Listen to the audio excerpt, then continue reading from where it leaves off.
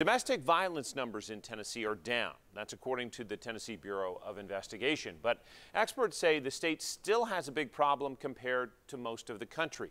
The TBI says domestic violence offenses were down overall by 1.8% from 2016 to 2017. Still, another survey placed Tennessee fourth in the U.S. for women murdered by men.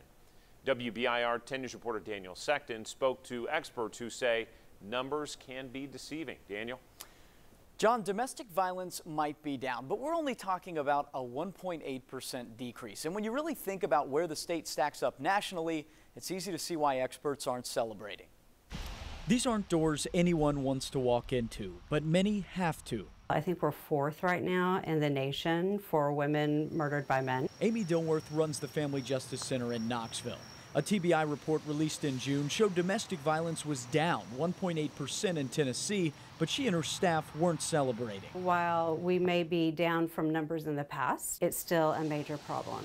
The problem is easy to see on a national scale. Tennessee currently sits at fourth in the nation for women murdered by men, just behind Alaska, Nevada, and Louisiana. But that's nothing new. Excluding 2007, Tennessee's been on the top 10 of that list every year since 1999. 911 calls about domestic violence aren't decreasing either. When we opened in 2006, they were, staying pretty constant. Then we saw some decrease, and now we're seeing a little increase again. With almost 80,000 domestic violence cases in the state in 2017, Dilworth says the only hope she sees for a safer state comes from teaching children early and helping minority groups feel safe about reporting abuse. The big thing that's going to tell us what is happening in the future is how we start to really focus on prevention. It's putting women and children in very dangerous, life-threatening situations, and that's just not okay.